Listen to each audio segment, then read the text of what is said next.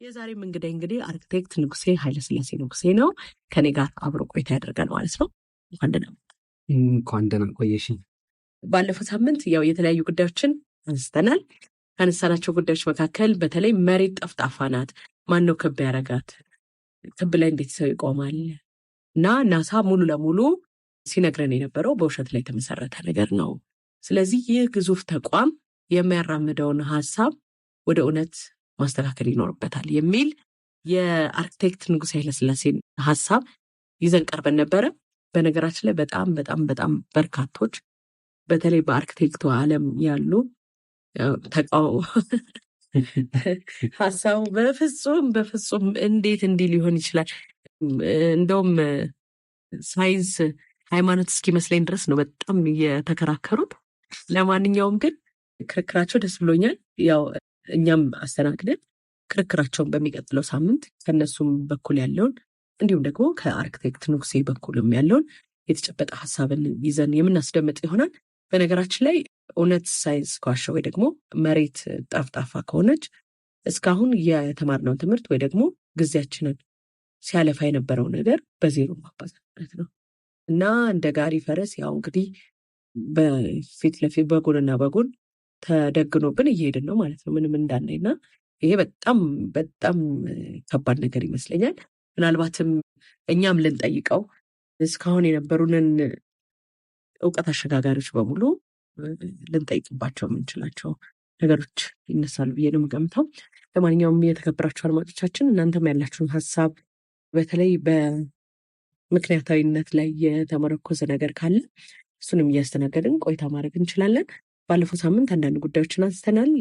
ውሃ እንዴት ክብ ላይ ይቀመጣል? ግን የእሱ ነገር ጥያቄ ተነስቶ ነበር። ማለት አሁን ለምሳሌ አንድ የፕላስቲክ ቦትል ላይ ውስጥ ውሃ ቢቀመጥና ክብ መሆነ ክብስ ቢሆን ምን ችግር አለ? ችግር የለውም። እዛ ላይ አንድ ውሃ ፊኛን ለምሳሌ ፊኛ ውስጥ ውሃ ማስቀመጥ ምክንያቱም ኮንቴይን ተደርጓል ስለተያዘ በተከበበ ነገር ውስጥ ግን እዛ ውስጥ አስቀምጠሽው ቀጥ ያለው ይሆናል። ይሄ የጎኑ ቅርጽ የፕላስቲኩን ቅርጽ ይይዛል።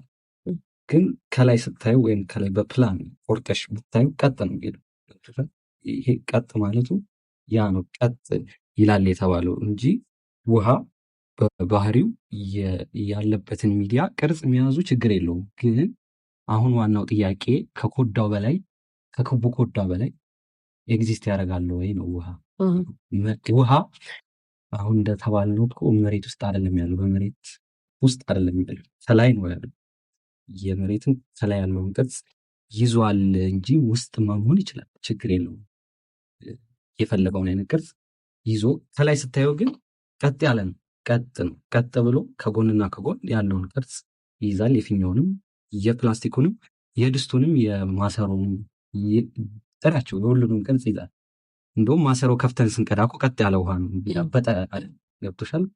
ከጎኑ ቢያዝም በባህሪ ኮንቴንት መሆን ስላለበት ነው መያዝ አለበት። ውሃ ያለበዚያ ይፈሳል፣ እሱ ይሰርጋል መሬት ውስጥ። እንደዚህ አይነት ነገር መያዙ ችግር የለውም። ግን ከላይ ቀጥ ያለ ነገር ላይ ነው የሚሆነው። አሁን እነሱ ሲነግሩ ቀጥ ያለ አይደለም ነው። ውሃ አሁን ዝም ብለሽ የመሬትን ቅርጽ አስበሽ ከላይ አይደለ ውሃ ያለው፣ ውሃው ከላይ ነው እንደዚህ ሸፍኖን አለ። እንግዲህ ኮንቲኔንቶችም አሉ አብረው እና ከክቡ ላይ ከኳሱ በላይ ነው ያለው ያሉት ወጥቶሻል። እንዳይፈስ ደግሞ ሆር ላይ ያለች ግራቪቲ የምትባላለች እሷ አጣብቃ ይዘዋለች። ከኳሱ በላይ ነው እንዴ ውሃው ያለ? ከኳሱ በላይ ነው። እና ኳስ ውስጥ እኮ መስሎኝ ነው። ኳስ ውስጥማ ሆር ምናምን ይሄ እሳት ምናምን ነገር ነው የሚሉ እንግዲህ ስናየው ከሱ በላይ ነው። እና በዛ አይነት መልኩ ነው ውሃ ኤግዚስት አያደርግም አባባሌ ማለት ነው። ባለፈው ሳምንት ያነሳናቸው አንዳንድ ነገሮች አሉ፣ ምናልባት አድማጮች መለጧቸው። እሱንም እንደ ሰመሪ ጥሩ ነው፣ እሱን ማንሳት አስፈላጊ ይመስለኛል። ባለፈው ካነሳናቸው ሀሳቦች ውስጥ ቅድም ተናግረሸዋል። መጀመሪያ የተነሳ ነው መሬት ክብ አይደለችም ጠፍጣፋ ነች ብለናልን። ይሄን ማስረጃ የሚሆኑ ታሪኮችን ጠቀስ አድርገን ፕሌቶ አርስቶትል ምናምን ያነሷቸውን ሀሳቦች አይተን ከዛ በኋላ ተቸናቸው። ስለ ግራቪቲ ማወራን ዛክ ኒውተን ግራቪቲም እንግዲህ የለም አልን ማለት ነው። ከግራቪቲ ይልቅ አንጻራዊ በሌላ በኩል ያለ ማስረጃ አቅርበን ዴንሲቲ እና ቦያንሲ ነው ይሄ የፊዚክስ ህግ ላይ ያለን እንትን አንስተን ስለሱ አወራም ማለት ነው። ከዛም ቀጥለን ስለ ሳተላይቶች አየን። ናሳ ምናምን የተቋቋሙበት ጊዜ ስለሆነ ሳተላይትም የለም ብለናል። እንግዲህ ሳተላይት በሙቪ ነው እንጂ የምናውቀው ወይም ኢሜጆች ላይ ዝም ብለው ያየናቸው የሉም። ሊኖሩም አይችሉም ማለት ሆሊውድ የሰራው ፊልም ሆሊድ ናሳ የሰራው ፊልም ነው አለን ነው። ከዛ ናሳ ራሱ ሲጀመር ስሙ ሆሊውድ ቢባል ይሻላል አለን ማለት ፊልመኛ የሆነ ድርጅት ስለሆነ እንደዛ ብለን ቀጠልን። ከዛ ደግሞ አየን ደግሞ እሺ ክቡን ከተቸን በኋላ ትንሽ በጥቂቱ ስለ ፍላተርዝ አነሳን፣ ውሃን ጠቃቀስን፣ ያቺ የነፃነትን ሐውልት አንስተን፣ ትልቁ ደግሞ አሁን በጣም ሰው ሊያተክሩበት የሚገባው ነገር ስለ ኮመን ሴንስ አይተናል። ኮመን ሴንስ የሚባለው ነገር በደንብ አየን ማለት ነው። ከዛ ያው ሰዓት ገድቦን ለዛሬ ተሸጋገረ ማለት ነው። ሰው ዛሬ የምንቀጥለው እንግዲህ በደንብ በጥልቀት ስለ ፍላተርዝ ወይም ስለ ጠፍጣፋ መሬታችን ብቸኛዋ መሬታችን እናወራለን ማለት ነው ዛሬ። ሌላ መሬት የለም፣ ሌላ ነገር የለም፣ እንደዛ ነው። ሌላ ፕላኔት የለም፣ ሌላ መሬትም የለም። ብቸኛዋ ያለንባት ምናቃት መሬት ተብላ የተነገረችን እሷ ነች ብለን እንግዲህ በደንብ እናያታለን ማለት ነው መሬታችን።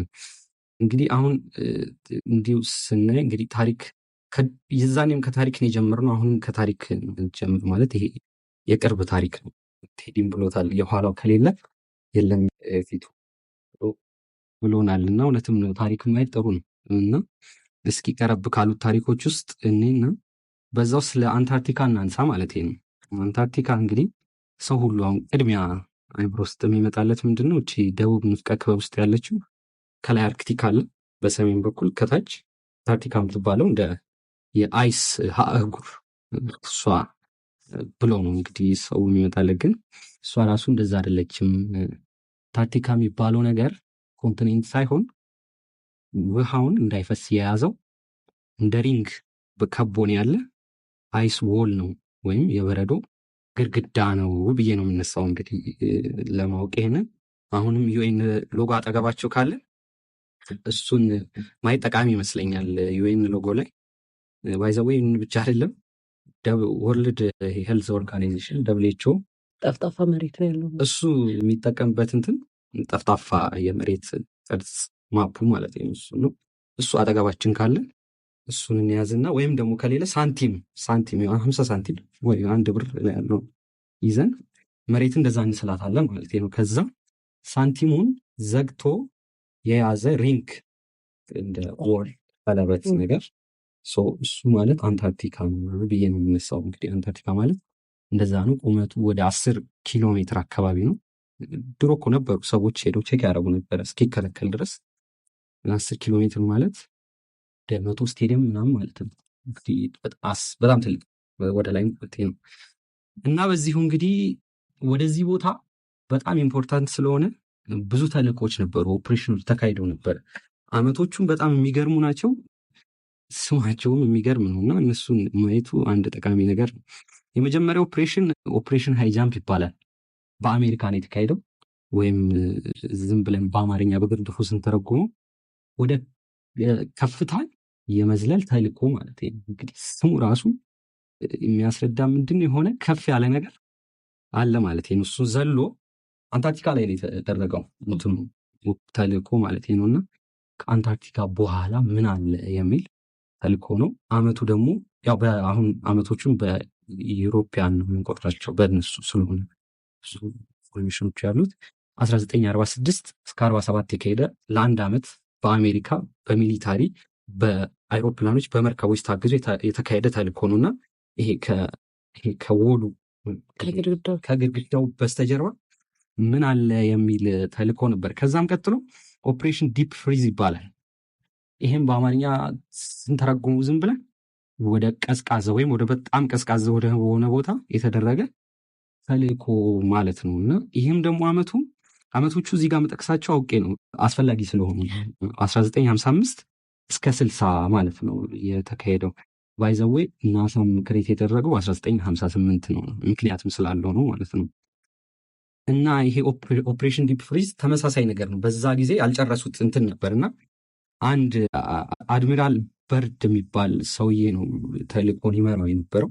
በሱ ስር ነበሩና እዚህ ላይም የተሻሉ አይሮፕላኖችን መርከቦችን ይዘው ለ5 ዓመት አካባቢ ነው የቆዩት በዛ አካባቢ ማለት ነው። እና ሲቆዩ የተለያዩ እንትኖችን አግኝተዋል አለ ዶክመንተሪም ሰርተውለታል እና መጽሐፍም አለው ማየት ይቻላል። እና በዚህ ጊዜ አንድ ሀፕን ያደረገ ነገር አለ።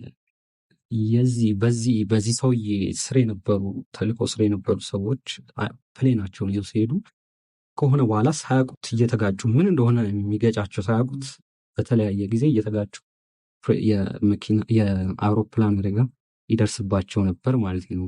እንግዲህ በዛን ጊዜ የሆኑ ግሩፖች ነበሩ መሬት ጠፍጣፋ ነች ብለው የሚያምኑና በኋላ እንመጣበታለን። ይሄ የሚገጫቸው ነገር ዶም ብዬ ያልኩሽ ነገር እሱ ነው። አይታይም፣ ሜቢ አይታይም። እንግዲህ ከሱ በኋላ ምን እንዳለ እንግዲህ በደንብ ሪሰርች ስለሚጠይቅ ይሄን ለመረዳት ፊልማቸው ላይ ይሄ ኮንግ ስካይ አይላንድ የሚለውን ካየሹ እንትኑ ይሄ እዛ ላይ የሚያሳዩት ትልቁ ዝንጀሮ ከልሎት የያዘ እንትን አለ እንደ ዶም ነገር እሱን አልፈው ሲገቡ ምናምን ያሳያል ብዙ ፊልሞቻቸው ላይ። ጀስት ኢማጂን ለማድረግ እሱን መያዝ ነው፣ እንደ ሌየር ነው እሱ አለ ማለት ነው። እና ወዲያው ሰው ሩመር ማድረግ ይሄ እንትኖች ይሄ ነገር እኮ የገጨው ምናምን የሚባል ነገር ሰው ማንሳት ጀመረ፣ በጣም መጠየቅ ጀመረና ወዲያው ማን ተቋቋሙ ማለት ነው 1958 እዛው ዓመት ላይ ናሳ የሚባለው እና ሩሲያ ተቋቋመች።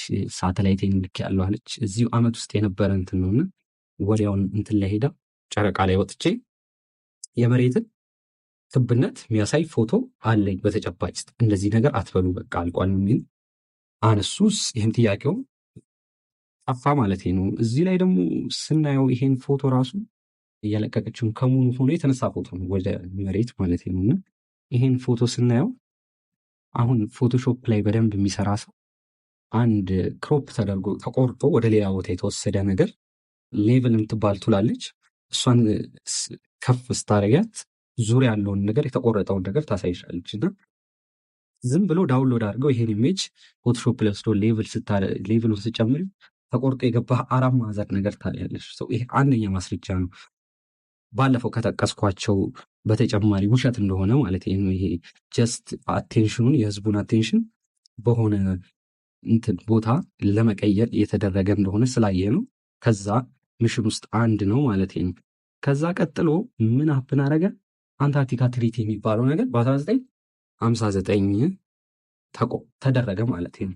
እንግዲህ አስቢያቸው 1957 ያንን አደረጉ፣ ናሳን ፈጠሩ፣ አንታርክቲካ ትሪቲ የሚባለውን ነገር አደረጉ ማለት ነው። ይህ አንታርክቲካ ምንድን ነው ስንል በእነዚህ በትላልቅ ሀገሮች የተደረገ ትሪቲ ነው። ማንም ሰው ያለ ፍቃድ ወደዛ መሄድ አይችልም። አሁን ለምሳሌ እኔ ይሄ አይሶል አለ የሪሊ ሄጄ ለመጠየቅ አልችልም። ቡክ አድርጌ ፕሌን ቆርጬ ወደዛ መሄድ አልችልም። ከየት ነው የመጣኸው? ለምንድን ነው የመጣኸው? በጣም ብዙ አይነት ጥያቄዎች አሉ እና ሊትራሊ መሄድ አትችልም ወደዛ ማለት ነው። እና ይሄ ራሱ በጣም እንድትጠይቅ የሚያደርግሽ ነገር ነው። የሆነ ነገር አግኝተዋል ማለት ነው እዛ ሄደው እና ሀውስ ሄዶ ዲስከቨር እንዳያደርግ የሆነች ትንሽ ቦታዎች ላይ ወስዱሻል። እነዛ ፔንጊኖቹ ምናምን ያሳዩሻል። ከዛ ፈርዘር ሄጄ ለብቻ እስኪ ሊብቴ አይቻልም እና ወዲያው አቋቋሙ ሰው ሌላም ኦፕሬሽን እንግዲህ በድብቅ ማድረግ ጀምሩ ማለት ነው።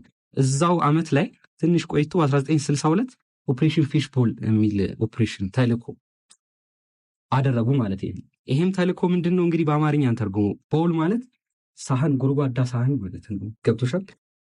ይሄ ተልኮ ደግሞ ምንድን ነው ዶሙ ሪሊ ኤግዚስት ያደርጋሉ የሚል ተልኮ ማለት ነው። እና በኒኩሌር ወደ ላይ እያፈነዱ እሱን ያለበትን ቦታ ያለውን ርቀት ለማድረግ ያደረጉት ተልኮ ወይም ኦፕሬሽን ነው ማለት ነው። እና እንግዲህ እነዚህ በተመሳሳይ አካባቢ የነበሩ እንትኖች ናቸው፣ ግርግሮች ናቸው። በዛው ነው እንግዲህ ዓለም የተለየ ነገር ማስተማር የጀመረችው። በዚሁ እንግዲህ ስለ ዶሙ በደንብ እንመጣለን ማለት ነው። እንግዲህ ዶሙ መቼ ነው ለመጀመሪያ ጊዜ ዲስከቨር የተደረገው? እንግዲህ አድሚራል በርድ እነዛ ፕሌኖቹ እየሄዱ ሲገጩት የነበረ። ከዛ በኋላ ይሄ በኦፕሬሽን ፊሽ ቦል በሚባለው ሄደው ቼክ አድርገውታል ማለት ነው እንግዲህ። ከዛ በኋላ በዛው ዓመት ደግሞ ማን ዲስከቨር ተደረገ? በ1958 ባለፈው ያልኩሽ ቬን አለን ቤልት የሚባለው ማለት ነው። ቬን አለን ቤልት ሰውየው ነው፣ ጀምስ ቫን አለን ነው የሚባለው። ሀሳቡን ያመጣው ሰውዬ ምንድን ነው ያለው? ከመሬት ከ1000 ኪሎ ሜትር እስከ 6000 ኪሎ ሜትር አካባቢ ቤልት አለ። እንግዲህ በክቧ ነው የሚያስረዳው። ይህ ቤልት በጣም 4000 አካባቢ የሚሆን የሙቀት ዲግሪ አለው እና የኤሌክትሮን ቻርጅድ የሆኑ ፓርቲክል እንትን ነው ማለት ነው። ይሄ ቤልት ነው ብሎ ግን ትክክለኛው ይሄ የዶም ኤክስፕላኔሽን ነው። ይሄ ዶም በኋላ እናየዋለን። ለምሳሌ ትምህርታችን ላይ ትሮፖስፌር፣ ስትራቶስፌር፣ አዮኖስፌር እየተባለ የሚቀጥሏላል። ልክ አዮኖስፌር ዴፊኒሽኑ ሌላ ምንድን ነው? ሼል ኦፍ ኤሌክትሮን ሼል ነው እንግዲህ ሼል የሆነ ነገር ነው። ሼል ኦፍ ኤሌክትሮንስ ናቸው። ጥርፊት ናቸው። ጥርፍ ይህንንም አዮኖስፌር ያለበትን ቦታ ብታዩ ከ50 ኪሎ ሜትር እስከ 1000 ኪሎ ሜትር ይሄ ቤልት ያለበት ማለት ነው። ሰው ሁለቱም አንድ አይነት ነገር ነው የሚናገሩት። ይሄ ዶም እንደሚባሉ ቤልት ምናምን ኖሩ ሳይሆን ይሄ ዶም በጣም በኤሌክትሮኖች በምን ሀይል ቻርጅድ የሆነ ቦታ ስለሆነ አልፎ ለመሄድ በጣም ከባድ። አንደኛ ሳተላይቶች ራሱ በክቡ ካሰብሽው ሊሄዱ የማይችሉበት ምክንያት አንደኛ ይሄን አልፎ መሄድ የተከክለውን ሰው በጣም ያለ ስለሆነ ሰው ይሄኛው ነገር ዶሙ ተብሎ እንግዲህ የሚባለው ኪሎ ሜትርም ያለበት ቦታ ባይዘወይ። በተጨማሪ ደግሞ አሁን ባለን ቴክኖሎጂ ይሄ ባሉኖች አሉ በፊኛ እንትኖች የመጨረሻው የሄደበት ቦታ ሄዶ ፎቶ ያነሳበት ቦታ እዚህ አካባቢ ነው። 1000 ኪሎ ሜትር ከዛ በላይ መሄድ አልተቻለም። ሰው ይሄ አካባቢ ዶሙ ያለበት ነው ተብሎ ይገምታል ማለት ነው። እና ደግሞ ሌላ የሚሉትን ነገር አለ በግልጽ ማለት ነው። ናሳ ሲግናሎችን ከአትሞስፌር ባውንስ ያደርጋል ብለው ይናገራሉ። ከሳተላይት ላይ ባውንስ እንደምናደርገው እንደሚሉ ከአትሞስፌር ማለት ይሄ ከዚህ ዶሙን ሲግናሎችን ከሳተላይት ሳይሆን አክቹዋሊ የሚያደርጉት ከዚህ ከዶም ከተባለው ነገር ላይ ሪፍሌክቲቭ ስለሆነ ሰርፈሱ ከሱ ነው። የተለያዩ እንትኖችን ይሄ በሳተላይት የምናውቃቸው ሬዲዮ ታወር ላይ ምናምን ሲግናል ባውንስ የሚያደርጉበት ቦታ እሱ ነው ማለት ነው። እና ይሄ ዶም የምንለው ነገር ያ ይሆናል። ይሄ ቦታ ባለው እንትን እንግዲህ ያለበትንም ርቀት ማየት እንችላለን ማለት ነው። ከዛ በኋላ እንግዲህ በደንብ እንግባና ደግሞ ወደ ፀሐያችንና ወደ ጨረቃችን እንምጣ ማለት ነው። እንግዲህ አሁንም ስለ ፀሐይ ስታወሪ ፀሐይን በጣም ብዙ ሚሊየን ማይልስ ርቀት አድርጎ ነው የተማርነው። በጣም ትልቅ ነች። እሷም የራሱ የሆነ ግራቪቲ ያላት እንግዲህ በዙሪያ ያሉ ነገሮችን ሁሉ ይዛ አለች። ኦርቢት ምናምን በመብል ደርድራ መሬትንም ማርስንም ሜርኩሪንም ምናምን እንግዲህ ብሎ አለ ትምህርታችን ላይ እና ይሄ ነገር ወይ ልክ ነው ወይ ብለን መጠየቅ ነው። ያው ሚሊዮን ነገር ናሳ የምድር ፀሐይስ እንደዛ ትልቅ ነች ወይ ሩቅ ነች ወይ ብለን ስንጠይቅ አሁን የምናነሳው ኮመን ሴንሳችንን ነው። ኮመን ሴንሳችን ወይም አይተን ምንም እንግዲህ ፀሐይ ያን ያህል ርቀት የለት ቅርብ ነች። ሌላው ደግሞ የፀሐይም ሆነ የጨረቃ ልኬት አንድ አይነት ነው፣ እኩል ናቸው። ሁሉም ያውቀዋል፣ ስታዩ እኩል ነው። በኋላ እንመጣበታለን። እኩል ነው እና ይሄ ነገር እንዴት ሊሆን ይችላል የሚል ጥያቄ ታነሻለሽ። እንግዲህ ፀሐይንና ጨረቃን እኩል ለማድረግ ምንድን ነው የተጠቀሙት? አንደኛው ፀሐይን በጣም አራቋት እና ከርቀቷ የመጣ ሁኔታ እንጂ በተፈጥሮ እነዚህ እንትኖች እኩል አይደሉም የሚል ነገር አንስተዋል። ይሄን ደግሞ አንድ ነገር እዚህ ጋር መጥቀስ እንፈልገው እንግዲህ እናስብ። እንግዲህ ፀሐይ በጣም ብዙ ሚሊዮን ርቀት ላይ ነች ብለን እናስብና እንግዲህ እኔም ያየኋቸው ቪዲዮዎች አሉ ራሱ ናሳ ላይ ከጀርባ ፎቶዎችም አሉ። ከፀሐይዋ ጀርባ ደመናዎች አለ፣ ደመና ታይቷል። እንግዲህ አስቢ ያን ያህል ርቀት ካላት ፀሐይ በምንም ታምር ከጀርባ ደመና ሊኖር አይችልም። እንግዲህ ይህን ወደ ራሳችን ተመልሰን ፎቶ በየጊዜው አጋጣሚ ካገኘ ነው ክረምት ወቅት ላይ በደመና መሀል ታልፋለች። ገብቶሻል? በደመና መሀል ከሆነ ቅርብ ነች ማለት ነው። እንግዲህ በጣም ቀላል ነው ይሄ ነገር። ያን ያህል ካልኩሌሽኑ ምንም ሳያስፈልግ ይሄ ጥየቃ ከኦብዘርቬሽን አይደል የሚጀምረው። ኦብዘርቭ የምናደርገውን ነገር አይተን ስንጠይቅ እቺ ፀሐይ አለች በደመና መካከል አልፋ ማለት ነው። እና እነዚህ ሰዎች ምንድን ነው የሚለውን ነገር ትጠይቂያለሽ እና ያን ያህል ርቀትም የላትም እንዲህ የሚለው ነገር ይመጣብሻል። ሌላ ደግሞ ስለ ላይት የምታመነጨው ስለ ላይት ሶርስ ስናወራ እንግዲህ ርቀት ያለው እንትን ፓራላል ሆኖ ነው የሚመጣው ላይት ወይም እንዲህ ፓራላል የሆነ ነገር ቀጥ ያለ ነገር ማለት ነው። እና አሁንም እንግዲህ ይሄን ትተን ማየት ነው። ስናይ የምናየው ነገር አለ እና የፀሐይ ጨረር ወይም ሬዎቿ እንዲህ ዳይቨርጅ ያደርጋሉ ደመና ላይ ሲያርፉ። ይሄ ደግሞ ሊሆን የሚችለው በፊዚክስ ሎ የቀረበ ነገር ነው። እንዲህ ቅርብ የሆነ ነገር ወይም አሁን ባትሪ ይዤ ሳበራው ላይቶቹ እንዲህ ዳይቨርጅ ያደርጋሉ። ጣታችንን ብንዘረጋው ልክ ላይት ሬዎቹ ወደ ዳይቨርጅ ያደርጋሉ። ይህንንም አይተናል። የፀሐይ እንትኖች ዳይቨርጅ ያደርጋሉ። ይሄ ራሱ በርቀት ውስጥ የሚፈጠር አይደለም ማለት ነው። እና እንግዲህ ፀሐይም ያን ያህል ርቀት የላትም። እንግዲህ ፀሐይም እንግዲህ አሁን ወደ እንትኑ ከመጣን ወደ ፍላተርዙ ማስረዳት ከመጣን በዶም ውስጥ ያሉ ሁለት አካሎች ናቸው፣ ፀሐይም ጨረቃም ማለት ነው። እና እንዴት ይሰራሉ የሚለውን ነገር ለማወቅ እኛው ሀገር ውስጥ ያለ መጽሐፍ አለ። መጽሐፈ ሄኖክ ብዙ ሰው ያውቀዋል እና ከምዕራፍ 64 አካባቢ መሰለኝ እርግጠኛ አይደለሁም። ከዛ ጀምሮ ያስረዳል ሲዝኖች እንዴት እንደሚከሰቱ፣ የፀሐይን ዙረት፣ ጨረቃን ዙረት የመሳሰሉትን ነገሮች ያስረዳናል። እሱን አይተን መነሳት እንችላለን።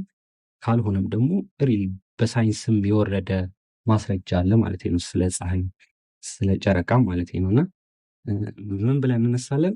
ፀሐይም ጨረቃም መጀመሪያ ሳይዛቸው እኩል ነው። አሁን የምናየው ነገር ማለት ነው ሳይዛቸው እኩል ነው እንደሚባለው ርቀት በጣም ሩቅ የሆነ ቦታ ላይ አይደለም ያሉት የሚለውን ይዘን እነሳለን። ፀሐይ በባህሪዋ ጎልደን የሆነ ከለር አላት፣ የምናየው ነገር ነው። ጨረቃም እንግዲህ ወደ ሲልቨር ሆኖ ወደ ኮልድ የሆነ ነገር አላት ማለት ነው። ጨረቃ እንደ ፕላኔት የሚታረፍባት ነገር አይደለችም። ላይት ነች፣ በቃ ላይት፣ እንደውም ትራንስሉሰንት ላይት ነው። ስናየው ጨረቃው በውስጡ እንትን ያልፋል። ሰማዩ ከጀርባ ያለውን ሰማይ እናየዋለን እኮ አይደል? ይሄ ብሉ የሆኑ እንትኖችን በጨረቃ አሳልፈን ይሄ እንዲህ ይሄ ስፌሪካል የሆነ እንደ ፕላኔት ቅርጽ ያለው ኦብጀክት ላይ የማይሆን ነገር ትራንስፓረንት ያልሆነ ነገር ማሳለፍ አይችልም ማለት ነው።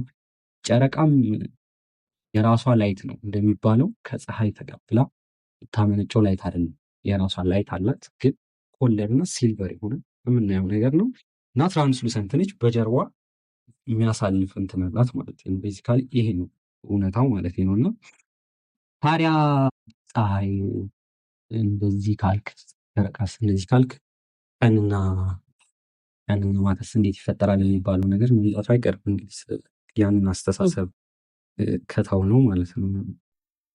ቀንና ሌሊት የሚፈጠረው የፀሐይ ብርሃን ስፖት ላይት የሚያካለ ወይ ግድግዳ ላይ የሚሰቀሉ መብራቶች ስፖት ላይቶች እንላቸዋለን። ወይም ደግሞ በቀላሉ አንድ ባትሪ ይዘን አቅርበን የሆነ ቦታ ላይ ስናበራው በአንድ ጊዜ የሚከልለው ቦታ ትንሽ ነው ማለት ነው። ስለዚህ ክብ የሆነውን መሬታችንን ጠፍጣፋ የሆነውን መሬታችንን በግማሽ በ24 ሰዓት ውስጥ እየዞረች እንትን ትለዋለች ማለት ነው፣ ብርሃን ትሰጣለች። ስለዚህ በአንድ ጊዜ ፀሐይ ሙሉ ብርሃን አትሰጥም። ፀሐይዋ ያላት ብርሃን ሊሚትድ ነው፣ ቅርብ ነው እና በአንድ ጊዜ ግማሹን የዓለማችንን ክፍል ታበራለች ማለት ነው። ይህንን ለማየት እንትን የኔያንግ የሚባለው ቻይና ውስጥ ያለው ይሁን እንደዚህ ያለው ምልክት አለ በበጎ ነገር ውስጥ ጥቁርና ነጭ ውህደት ነው የሚሉት ማለት ነው። እሱም ብታዩ በትክክል የጨረቃና የፀሐይ ሙቭመንት በአንድ እንትን ላይ ሰርክል በ360 ዲግሪ ላይ የሚሰሩት እንትን አለ በዲቴይል ዴት ፓዛቸው ማለት ነው። ልክ እሱን ኢሜጅ ካየን ይቀለናል ማለት ነው። በዛ በኩል ጨረቋ ትሆናለች፣ በተቃራኒ በኩል ፀሐይ ትሆናለች ማለት ነው። ስለዚህ ፀሐይ አንድ ዓለማችንን ዞራ ለመጨረስ 24 ሰዓት ይፈጅባታል። በ12 ሰዓት ውስጥ ግማሹን የዓለማችንን ክፍል ብርሃን ትሰጣለች። በተቀረው 12 ሰዓት ሌላውን የዓለም ክፍል ብርሃን ትሰጣለች። ፀሐይ እንዴት ነው የሚዞረው ሲባል እንደምናየው እንዲህ ወደ ላይና ወደታች ሳይሆን ይሄ ቅድም ያልኩሽ ሳንቲም ወላድ ሳንቲም ከላይ እንደ መሽከርከር ማለት ነው። ብርሃኗን በግማሽ አስበ ነው ከላይ መሽከረከር ነገር እንዳለ ማለት ነው። እንግዲህ ምህዋር ለዚህ ይጠቅመናል። አሁን በአንድ ምህዋር ላይ እንደ ምህዋር አስበ ነው የጨረቃን በዛኛው ሳይድ አድርገናት ፀሐይን በዚህ በኩል አድርገናት ሁለቱ እየተቀያየሩ እንደዚህ ይዞራሉ ዓለማችንን ማለት ነው። እሱም እንድትይዥልኝ እፈልጋለሁ ማለት ነው። ከዛ ፀሐይ 24 ሰዓት ይፈጅባታል ብለን አይደል? በተቃራኒው ጨረቃ ደግሞ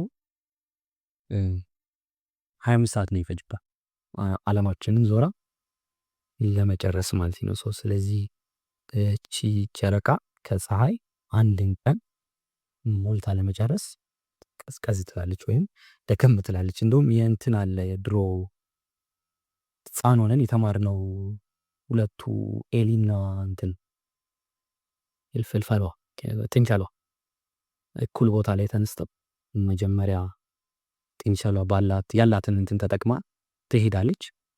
ኤሊዋ ቀስ እያለች እንግዲህ ደርሳባት ምናምን የሚል የምናውቀው ታሪክ አለ።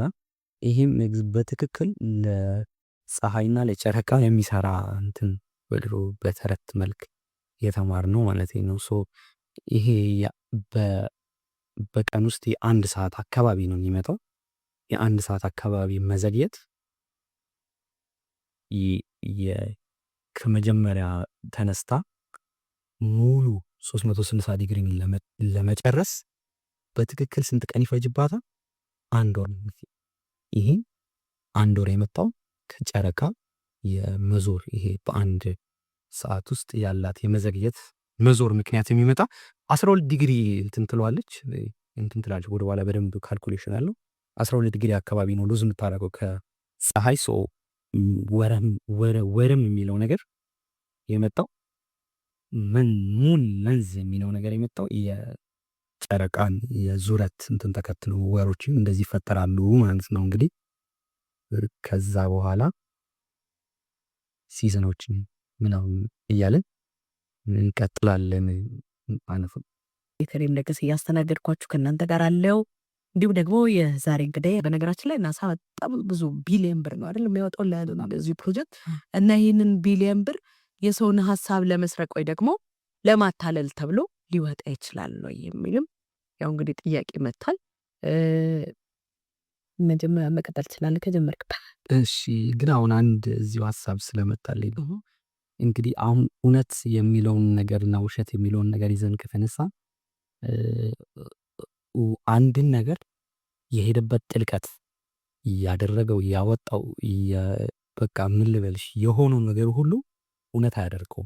ያን ነገር እውነት ለመሆን እውነት መሆን በቂ ነው ብዬ ነው የማስበው። እና እንግዲህ ናሳ ሲጀመር ታሪኩን ራሱ ብናይ ሲፈጠር የተፈጠረው ይሄ አሁን ውሸት ነው ብዬ የሚለው ወይም ደግሞ በኋላ ክብ ነች የሚለውን ሀሳብ አስረድቶ ይሄ ባይዘው ይሄ ትምህርት ሲስተሙ ራሱ በጣም ችግር ያለበትና ሊመረመር የሚገባው ነገር ነው ብዬ ነው የማስበው።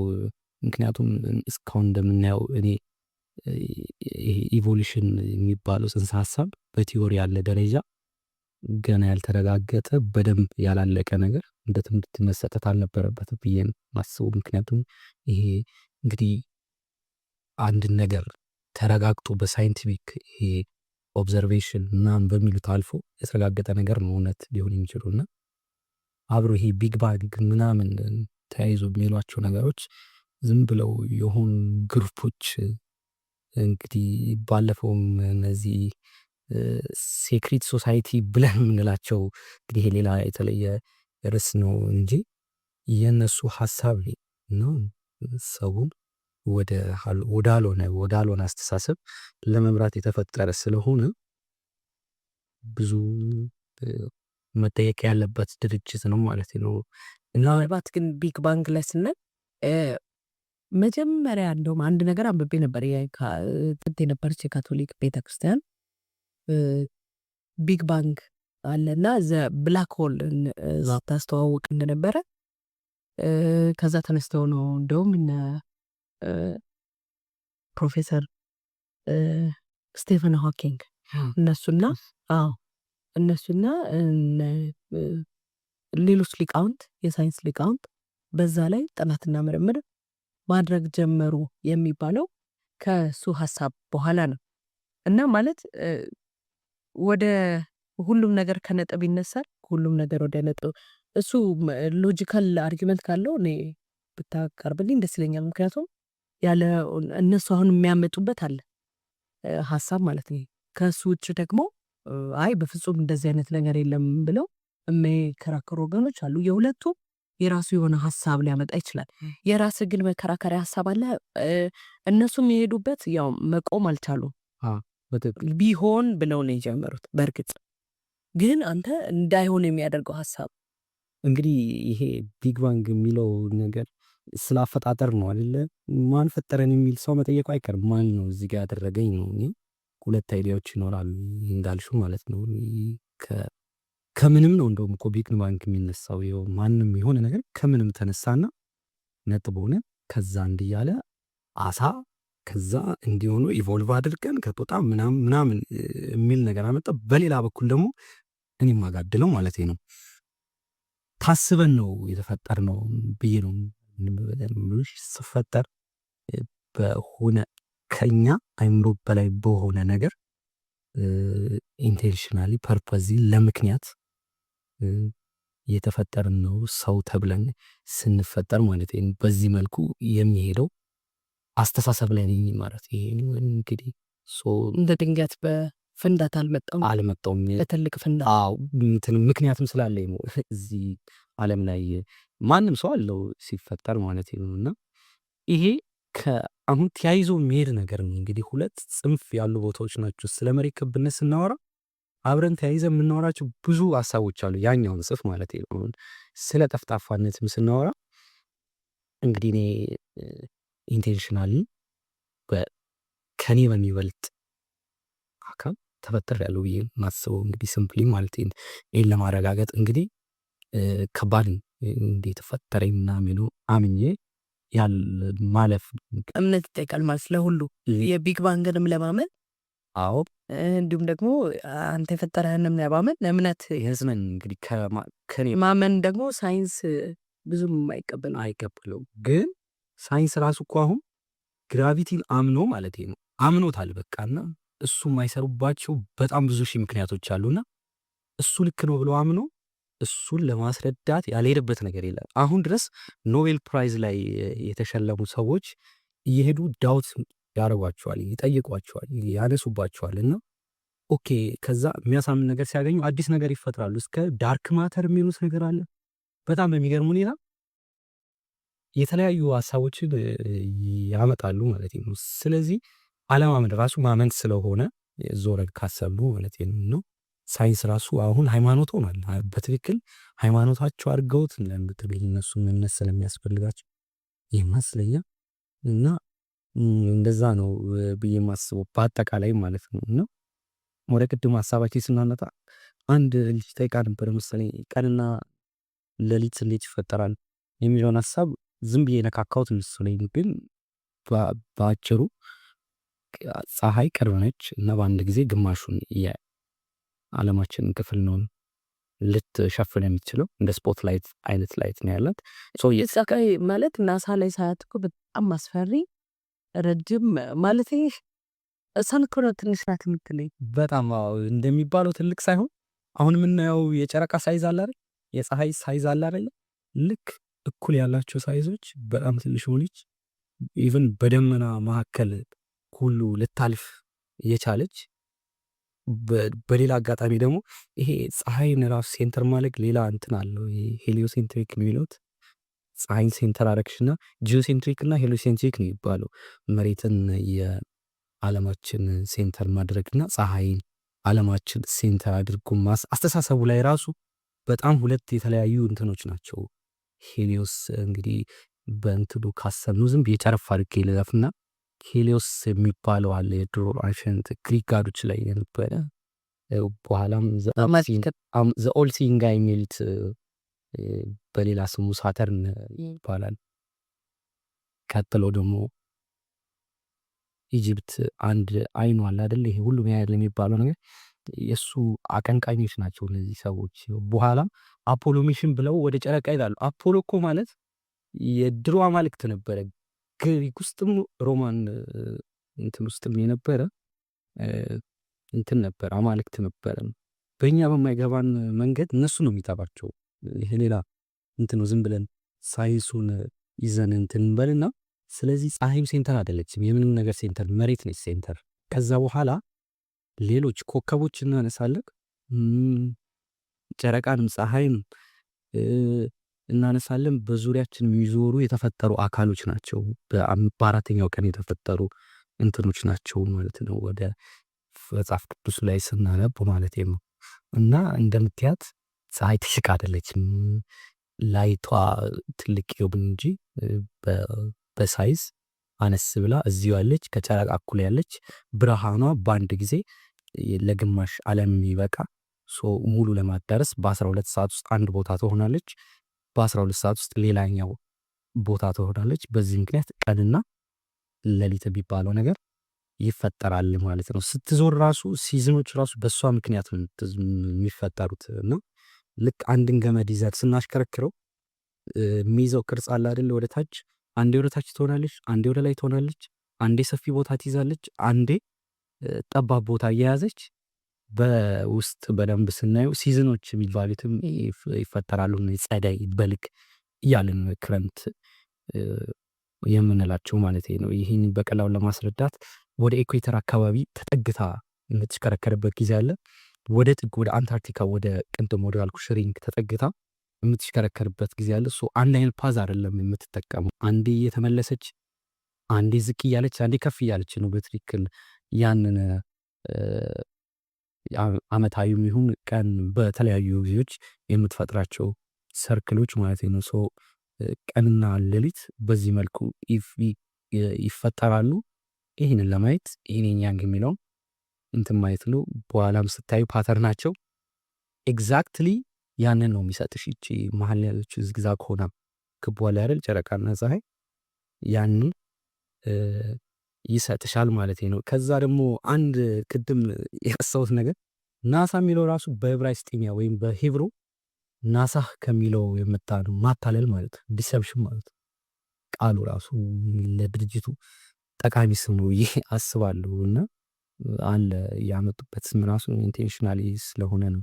እና በኋላም ደግሞ ስለ ጠፈር ስናነሳ ስለ ዶሙ የኛን አማርኛ መዝገበ ቃላት ላይ ያሳይ አንድ ጓደኛ አለ። በዚህ አብረን ሪሰርች የምንሰራ ልጅ ነው። እና ጠፈር ማለት ጠፍር ማለት አስሮ ያለ ነገር ማለት ነው። ጠፈር የተባለው አስሮን ከቦን ያለ ነገር ነው። እንግዲህ ዴፊኔሽን በጣም ጠቃሚ ነው። እና ጠፍር ወይም ሰማይ ያለው ለምክንያት ነው። ገብቶሻል? ጠፈር አስሮ ያለ ነገር ስለሆነ ይሄ ለዶሙ ተስተካካይ ፍቺ ነው ብዬ አስባለሁ ማለት ነው። ከዛ ውጪ ከአንታርክቲካ ውጪ አርክቲክ የሚባል በክቡ ዓለማችን ላይ መሀል ላይ ያለ ክቡ ስል ይሄ ያኛው ክብ ሳይሆን እቺ ሰርክሏ ማለት ነው ያለ አካል ነው። ልክ በሱ ትክክል ወደ ላይ ምን አለ ፖላርስ ብንለው ይሄ ኖርዝ ስታር ሴንተር ላይ ነው ያለው። ማግኔቶች ሁሉ ወደዛ የሚያመለክቱት ወደ ሴንተር ወደ ዓለማችን ሴንተር ማለት ነው። እዛ ኖርዝ ፖልም ያለው ትሩ ኖርዝ የሚባለው ያለው ይሄ የዓለማችን መሀሉ ላይ አንታርክቲክ የሚባለው አርክቲክ የሚባለው ቦታ ላይ ነው ያለው ማለት ነው። ከዚያ በኋላ ዘ ኦንሊ የማይንቀሳቀሰው ስታር እሱ ነው። ሌሎች እንዳለ በዙሪያ የሚንቀሳቀሱ ስታር አለ። ኮከብም ኮከብ ነው፣ ፀሐይ አይደለም። አሁን የፀሐይ አንድ ክፍል ነው ምናምን ይሉናል፣ ሚልክዌይ ጋላክሲ ምናምን እያሉ የሚሉት ሁሉ የውሸቱ እንትን ብዬ ነው የማምነው። የውሸቱ አንድ ፓርት ነው። እና ኮከብም ኮከብ ነች፣ በትክክል ኮከቦች ናቸው። ሁለት አይነት ኮከቦች አሉ። የመጀመሪያ ጊዜ አንስቻቸዋለሁ። ኖርማል የምናውቃቸው ኮከቦች ጠዋት ተነስተን ወይም ደግሞ እነዚህ ኮከብ ቆጣሪዎች ቆጥረው የሚሰሯቸው ኮከቦች ናቸው። ኮከቦች አሉና ሌላኞቹ ደግሞ ወንደሪንግ ስታርስ ይሏቸዋል። በአማርኛ ምን እንደሆነ አላገኘሁለትም ትክክለኛውን ፍቺ፣ ግን እነዚህ ፕላኔት ምንላቸውም ብሎ ያስተማረን ማለት ነው። ቬነስ ብሎ እኮ ጋድ አላቸው እነዚህ ግሪኮች ራሱ ቬነስ ይሰጧቸዋል። ሳተርን ራሱ ጋድ ነው። በቃ እነዚህ ማግዘፍ ስለሚወዱ ነው እንደዚህ አይነት ነገሮች የሚያደርጉት። እና በትክክል አሁን በደረስንበት ቴክኖሎጂ ብናየው ባለፈው እንደተናገርኩት ጨረቅ ኮከብ ነች። ልክ እንደነዛኞቹ ኮከብ ብርሃን ነች። በቃ እንደውም በጣም የሚገርምሽ ነገር ስትነሳ ውሃ ስታዩ ይሄ የሚንቀሳቀሰው ነገር አለ አይደል? ከሷ በስተጀርባ ያለው ውሃ ይታያል። በብርሃኑ አልፎ የሚንቀሳቀስ ውሃ ማለት ነው። ሶ ቬነስም ፎቶ አላት። እንትን አይደለችም፣ ፕላኔት አይደለችም። ቬነስ በያቸው እነዚህ ያሏቸው የፕላኔት ብለው እንትን ያሏቸው ሁሉ ኮከቦች ናቸው ማለት ነው በአጠቃላይ። ሰው ሙሉ ለሙሉ ታሪክን የቀየሩት እነዚህ ሰዎች በናሳ ምክንያት፣ በተለያዩ ድርጅቶች ምክንያት የምናውቀውን የነበረን ታሪክ የተጻፈ ሰው ልጅ በስልጣኑ የደረሰበት በቃ በተለያዩ ነገሮች የደረስንበት ነገር በትምህርታችን በትምህርት መልክ እንግዲህ አሳምነውን ቁጭ አድርገዋል እንጂ በጣም የሚቀለው ነገር እኔ መሬት ተፍታፋ ነች ብዬ ባስቡ ሰው እንዴት ክብ ተዘግዝቆ ይኖራል? ወደ በኋላ ስንመጣ አይሮፕላኖች ራሱ እንግዲህ መሬት 1000 ማይል ፐር ሃወር ነው የምትዞረው ይባሉ እና እንግዲህ ፈጣኑ አይሮፕላን ወደ 500 አካባቢ ነው እና በሚዞር ነገር ላይ አይሮፕላን ማረፍ አይችልም። እየዞረ አይሮፕላኑ ሲያርፍ አስቢ፣ ገብቶሻል አባባሌ?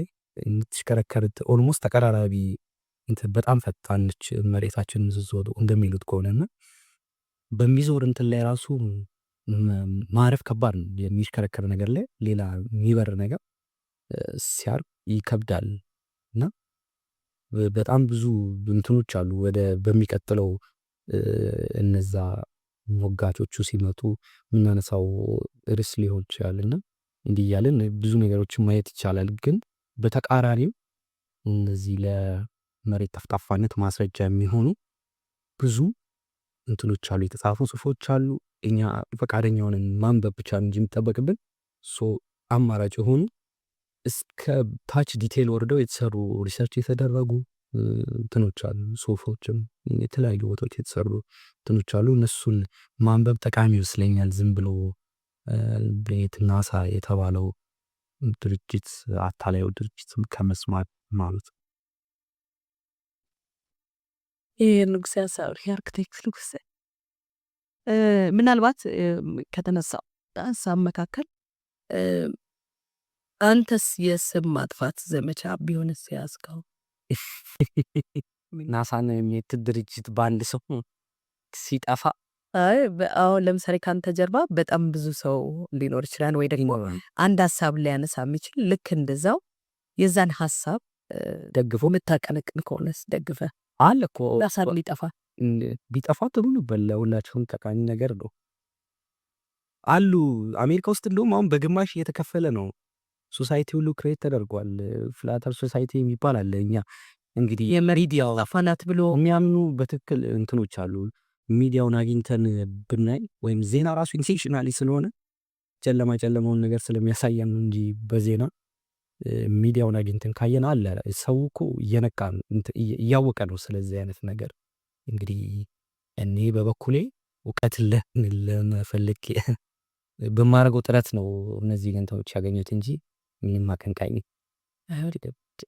አይደለሁም። እሺ፣ እንዲሁም ደግሞ ሌሎችም ሀሳቦች ይመጣሉ። ስለ ፕላኔታችን ካወራው መካከል ፕላኔት የሉም ያለው አንድ የኛ ፕላኔት ብቻ ፕላኔት ፍሌም የሚለው ብላል። ይሄ ግን ምን ያህል እርግጠኛ ነው?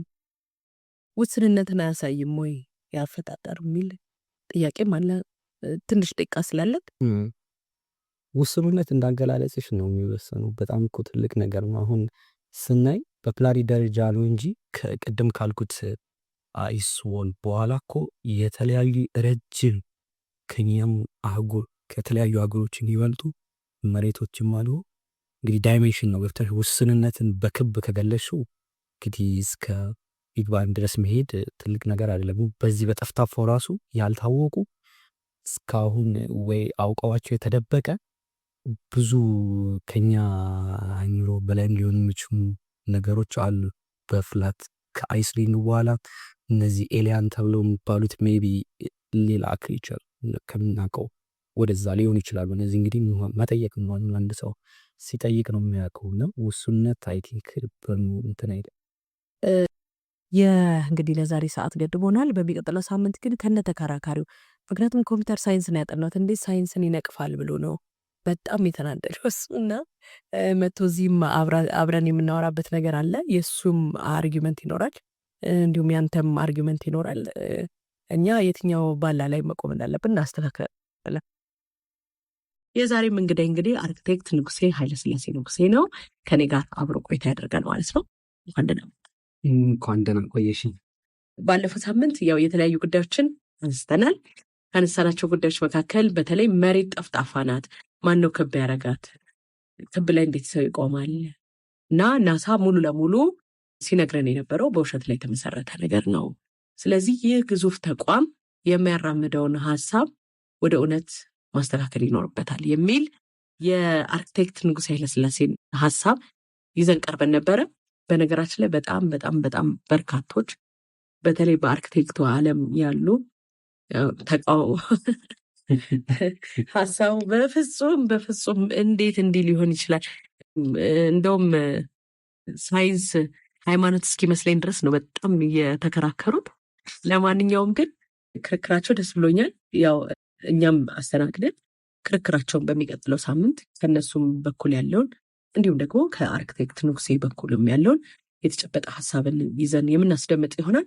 በነገራችን ላይ እውነት ሳይንስ ከዋሸ ወይ ደግሞ መሬት ጠፍጣፋ ከሆነች እስካሁን የተማርነው ትምህርት ወይ ደግሞ ጊዜያችንን ሲያለፋ የነበረው ነገር በዜሮ ማባዛት ማለት ነው እና እንደ ጋሪ ፈረስ ያው እንግዲህ በፊት ለፊት በጎንና በጎን ተደግኖብን እየሄድን ነው ማለት ነው ምንም እንዳናይና ይሄ በጣም በጣም ከባድ ነገር ይመስለኛል። ምናልባትም እኛም ልንጠይቀው እስካሁን የነበሩንን እውቀት አሸጋጋሪዎች በሙሉ ልንጠይቅባቸው የምንችላቸው ነገሮች ይነሳሉ ብዬ ነው የምገምተው። ለማንኛውም የተከበራችሁ አድማጮቻችን እናንተም ያላችሁን ሀሳብ በተለይ በምክንያታዊነት ላይ የተመረኮዘ ነገር ካለ እሱንም እያስተናገድን ቆይታ ማድረግ እንችላለን። ባለፈው ሳምንት አንዳንድ ጉዳዮችን አንስተናል። ውሃ እንዴት ክብ ላይ ይቀመጣል? ግን የእሱ ነገር ጥያቄ ተነስቶ ነበር። ማለት አሁን ለምሳሌ አንድ የፕላስቲክ ቦትል ላይ ውስጥ ውሃ ቢቀመጥና ክብ መሆነ ክብስ ቢሆን ምን ችግር አለ? ችግር የለውም። እዛ ላይ አንድ ውሃ ፊኛን ለምሳሌ ፊኛ ውስጥ ውሃ ማስቀመጥ ምክንያቱም ኮንቴን ተደርጓል ስለተያዘ በተከበበ ነገር ውስጥ ግን እዛ ውስጥ አስቀምጠሽ ቀጥ ያለው ይሆናል። ይሄ የጎኑ ቅርጽ የፕላስቲኩን ቅርጽ ይይዛል። ግን ከላይ ስታዩ ወይም ከላይ በፕላን ቆርጠሽ ብታዩ ቀጥ ነው የሚሄደው። ይሄ ቀጥ ማለቱ ያ ነው ቀጥ ይላል የተባለው እንጂ ውሃ በባህሪው ያለበትን ሚዲያ ቅርጽ የሚያዙ ችግር የለውም። ግን አሁን ዋናው ጥያቄ ከኮዳው በላይ ከክቡ ኮዳ በላይ ኤግዚስት ያደርጋል ወይ ነው። ውሃ አሁን እንደተባልነው እኮ መሬት ውስጥ አይደለም ያለው፣ በመሬት ውስጥ አይደለም ያለው፣ ከላይ ነው ያለው። የመሬትን ከላይ ያለውን ቅርጽ ይዟል እንጂ ውስጥ መሆን ይችላል፣ ችግር የለውም። የፈለገውን አይነት ቅርጽ ይዞ ከላይ ስታየው ግን ቀጥ ያለ ነው፣ ቀጥ ነው። ቀጥ ብሎ ከጎንና ከጎን ያለውን ቅርጽ ይይዛል። የፊኛውንም፣ የፕላስቲኩንም፣ የድስቱንም፣ የማሰሮንም ጥራቸው የሁሉንም ቅርጽ ይዛል። እንደውም ማሰሮ ከፍተን ስንቀዳ እኮ ቀጥ ያለ ውሃ ነው ያበጠ ገብቶሻል።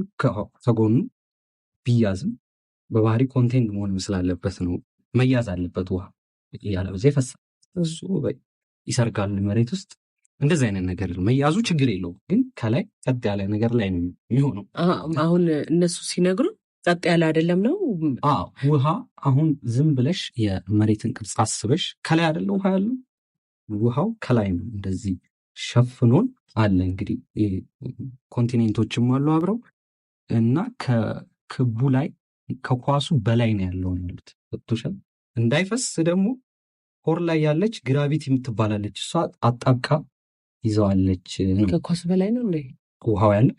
ከኳሱ በላይ እና ኳስ ውስጥ እኮ መስሎኝ ነው። ኳስ ውስጥማ ኮር ምናምን ይሄ እሳት ምናምን ነገር ነው የሚሉ እንግዲህ ስናየው ከሱ በላይ ነው እና በዛ አይነት መልኩ ነው ውሃ ኤግዚስት አያደርግም አባባሌ ማለት ነው እንጂ ባለፈው ሳምንት ያነሳናቸው አንዳንድ ነገሮች አሉ። ምናልባት አድማጮች መለጧቸው እሱንም እንደ ሰመሪ ጥሩ ነው። እሱን ማንሳት አስፈላጊ ይመስለኛል። ባለፈው ካነሳናቸው ሀሳቦች ውስጥ ያው ቅድም ተናግረሽዋል። መጀመሪያ የተነሳነው መሬት ክብ አይደለችም ጠፍጣፋ ነች ብለናልን። ይሄን ማስረጃ የሚሆኑ ታሪኮችን ጠቀስ ጠቀስ አድርገን ፕሌቶ አርስቶትል ምናምን ያነሷቸውን ሀሳቦች አይተን ከዛ በኋላ ተቸነ